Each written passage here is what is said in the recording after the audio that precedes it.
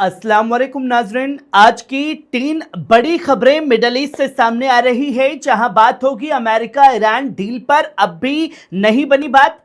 Tehran बोलो भरोसा नहीं, पहले ठोस गारंटी चाहिए। वहीं बात होगी कुदस फोर्स के कमांडर इस्माइल कानी की बड़ी चेतावनी, अगर इजराइल नहीं रुका तो बाब अल मंदब भी हुर्मुज की तरह दुनिया के लिए सिरदर्द बन सकता है। वहीं बात होगी आईआरजीसी के उस दावे की जिसमें ईरान ने जंग से सबक सीख लिया है। अब अगर हमला हुआ तो जंग का अंदाज, मैदान और हथियार सब कुछ बदला हुआ होगा। दोस्तों, अब सवाल यह है, क्या मिडल ईस्ट एक नई डील की तरफ बढ़ रहा है या फिर एक और बड़े टकराव की तरफ बढ़ रहा है? मैं हूं आपका दोस्त नदीम अकरम और आप देख रहे हैं पल पल न्यूज, जो है आपकी खबर आपका भरोसा। दोस्तों, इन तीनों खबरों को अलग अलग नहीं है, अगर आप इन्हें जोड़कर देखेंगे तो एक बड़ी तस्वीर सामने आती है।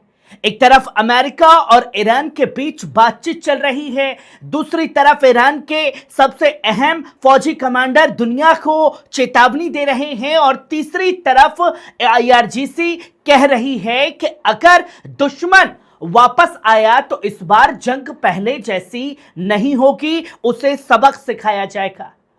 यानी जबान पर डिप्लोमेसी है लेकिन हाथ अब भी ईरान के ट्रिगर के करीब हैं। जहां सबसे पहले बात करते हैं अमेरिका ईरान डील की। पिछले कुछ दिनों से लगातार खबरें आ रही थी कि अमेरिका और ईरान किसी बड़े समझौते के करीब पहुंच गए हैं। डोनाल्ड ट्रंप यानी कि भूरा भी लगातार ये कह रहा है कि हालात अच्छे हैं, पॉजिटिव न्यूज आएगी। लेकिन अब तेहरान से जो खबरें आई हैं उसने तस्वीर बदल दी है। ईरानी जराए साफ कह रहे हैं कि अभी तक अंतिम प्रस्ताव पर कोई जवाब नहीं दिया गया है। और वजह क्या है? वजह है भरोसा, जो दुनिया भूरे पर नहीं करती। जी हां, वही भरोसा।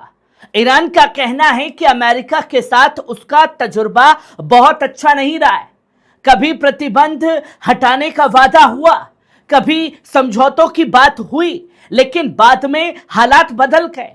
3 बार टेबल पर बैठे और तीनों बार धोखा करके इजराइल ने अमेरिका के साथ मिलकर ईरान में कत्लेआम किया। सिर्फ दस्तखत नहीं चाहता है, वे ऐसी गारंटी चाहता है जिसे कोई अगला राष्ट्रपति आकर कूड़ेदान में ना फेंक सके। दोस्तों, ईरान का यह रवैया समझना मुश्किल नहीं है। जब कोई मुल्क बार बार प्रतिबंधों, दबाव और सैन्य धमकियों का सामना करता है तो वे सिर्फ बयान नहीं देखता बल्कि अमल देखता है। इसलिए तेहरान साफ तौर पर यह कह रहा है कि पहले जमीन पर बदलाव दिखाइए, फिर समझौते की बात कीजिए, क्योंकि भूरे की कथनी और करनी दोनों में फर्क है। और यही वजह है कि आज भी अमेरिका और ईरान के बीच सबसे बड़ी कमी भरोसे की है। लेकिन वहीं दूसरी तरफ चले तो इससे भी ज्यादा अहम हो चुका है। और यह खबर सिर्फ मिडल ईस्ट नहीं बल्कि पूरी दुनिया की जेब से जुड़ी हुई है। आईआरजीसी की कुदस फोर्स के कमांडर इस्माइल कानी ने साफ तौर पर कहा कि अगर इजराइल ने गजा और लेबनान में अपनी कार्रवाई जारी रखी तो बाब अल मंदब की हालत भी हुर्मुज जैसी हो सकती है। अब जरा समझिए इसका मतलब क्या है। ईरान की तरफ से दुनिया की अर्थव्यवस्था सिर्फ बैंकों और स्टॉक मार्केट से नहीं चलती है दोस्तों। समंदर के बड़े बड़े जहाज जब गुजरते हैं तब जाकर के किसी भी देश की पूंजी चलती है। यह समुद्री रास्तों से चलती है। तेल, गैस, कंटेनर, सामान, खदान, सब कुछ जहाजों के जरिए आता जाता है। और बाब अल मंदब दुनिया की सबसे अहम समुद्री गर्दनों में से एक है। अगर वहां तनाव बढ़ता है तो असर सीधा यूरोप, एशिया और अफ्रीका पर पड़ेगा। और बाब अल मंदब को कौन कंट्रोल कर सकता है? Houthi, Yemen. और ये क्या हरी झंडी दे दी गई है ईरान की तरफ से हूतियों को? कायनी का बयान सिर्फ धमकी नहीं है, यह एक पैगाम है। एक ऐसा पैगाम जिसमें कहा जा रहा है कि अगर जंग का दायरा बढ़ाया गया तो जवाब सिर्फ मैदान जंग में नहीं मिलेगा, उसका असर व्यापार, ऊर्जा और वैश्विक सप्लाई चेन तक पहुंच सकता है। यही वजह है कि दुनिया की बड़ी ताकतें इस बयान को बहुत गंभीरता से देख रही हैं। और अब आते हैं तीसरी खबर की तरफ, जिसने हैरान कर दिया है अमेरिका और इजराइल को। शायद आज की सबसे अहम खबर है। आईआरजीसी का यह दावा है कि हालिया टकराव के बाद ईरान पहले से ज्यादा तैयारी मूड में है। उनका कहना है कि इस दौरान उन्होंने सिर्फ नुकसान की भरपाई नहीं की, बल्कि अपनी क्षमता बढ़ाई है। और सबसे दिलचस्प बात क्या है, कही गई यह कि अगर अगली बार जंग हुई तो उसका अंदाज अलग होगा, हथियार अलग होंगे, रणनीति पूरी तरीके से अलग होगी और शायद मैदान भी अलग होगा, जिसने दुनिया की सांसें बढ़ा दी हैं।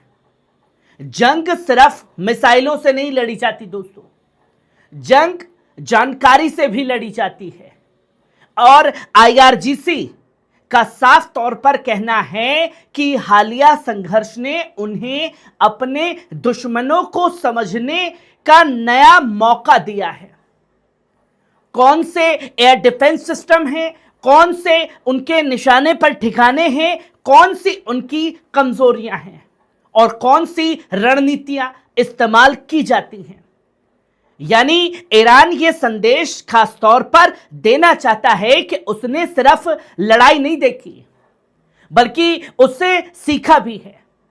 अब इन तीनों खबरों को जोड़कर देखिए और समझने की कोशिश कीजिए। एक तरफ बातचीत चल रही है, दूसरी तरफ समुद्री रास्तों पर दबाव बढ़ाने की चेतावनी दी जा रही है, और तीसरी तरफ ईरान की फौजी तैयारियां और नई रणनीति की बातें हो रही हैं। यानी बाहर से शांति की बातचीत दिखाई दे रही है, लेकिन अंदर से हर खिलाड़ी अगली चाल की तैयारी भी कर रहा है कि अगला कदम क्या हो सकता है।